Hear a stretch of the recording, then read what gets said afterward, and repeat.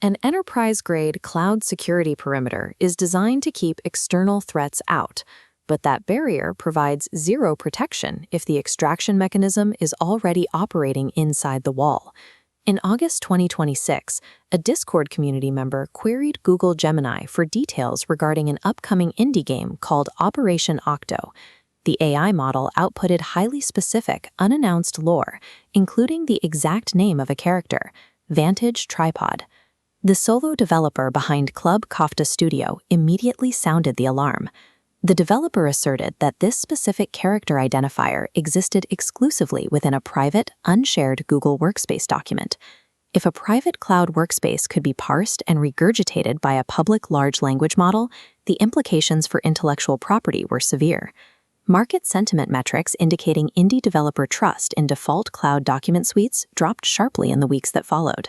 This timeline charts the exact sequence of the disclosure. Faced with industry scrutiny, Google issued a corporate rebuttal on August 8th, confirming their privacy architecture.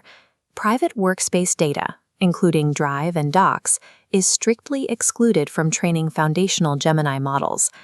This presents a strict architectural paradox. If the foundational model is air-gapped from private cloud endpoints, how did an unreleased local game design asset surface in a public chat interface? The compromise of pre-production intellectual property is rarely a result of a cloud provider violating its own data ingestion policies. Instead, an incident like this exposes severe systemic vulnerabilities in how developers interact with peripheral tools inside their own digital workspaces.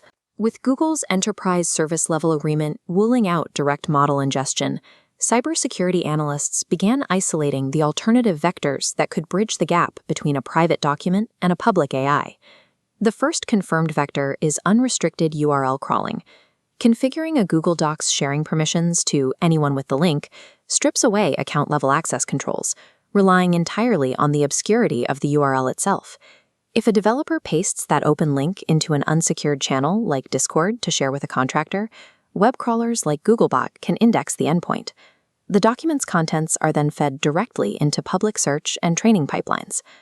The second and far more insidious threat for game studios utilizing browser-based cloud suites operates entirely on the client side, active DOM scraping. This diagram illustrates the local data flow for third-party DOM scraping. As developers install AI writing assistants, grammar checkers, and translation extensions onto their local workstations, they introduce silent data extraction tools. These extensions require blanket read and write access to the active browser session. They intercept and extract text directly from the screen surface, the document object model, before that text is ever encrypted and transmitted to Google servers. Because this extraction occurs locally, on the developer's own hardware, the cloud provider's strict data isolation policies no longer apply to the data stream. This matrix evaluates the precise risk disparity between default private cloud storage and public AI crawler behaviors. Looking at the prompt leakage vulnerability row, default cloud settings carry zero risk. However, the moment an active browser extension is introduced to the local workflow, the risk of proprietary data surfacing in a public chatbot response becomes high. The intellectual property control row details the consequence. Once a game asset is scraped by a peripheral tool and integrated into an external neural network, the assimilation is irreversible.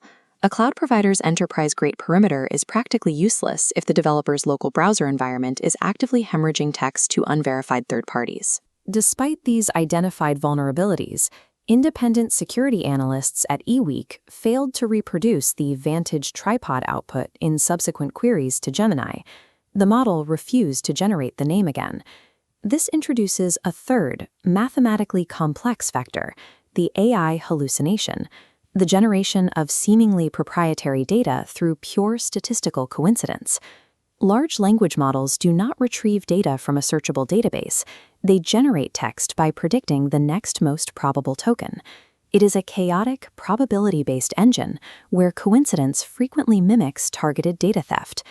Within a model's latent space, Vantage and Tripod are common terms, heavily associated with camera mechanics, scouting roles, and sci-fi aesthetics. Gemini may have statistically combined these tokens to invent a character name on the spot, without ever interacting with the original game design document. During an active public relations crisis, distinguishing a genuine DOM scraping data leak from a coincidental statistical hallucination is nearly impossible, as the final text outputs look identical. Whether it resulted from URL exposure, from active extension scraping, or statistical coincidence, the technical reality remains the same. Default cloud storage provides no zero-knowledge guarantees for pre-production IP. The technical ambiguity surrounding the Operation Octo incident forces studio leads to make a decisive choice: overhaul internal document handling protocols or accept the risk of future leaks. This comparison table outlines the necessary architectural shift, moving away from default cloud suites and towards self-hosted, local-first documentation frameworks. Tools like Obsidian or Logseek operate entirely on a local-first architecture. Because they store Markdown files strictly on local hardware, they are completely air-gapped from web crawlers, reducing AI exposure risk to zero. As the table indicates, the immediate trade-off is friction. Studios must sacrifice frictionless, real-time cloud collaboration in exchange for total data ownership. For distributed game development teams, keeping files isolated on a single physical hard drive is not a viable production strategy.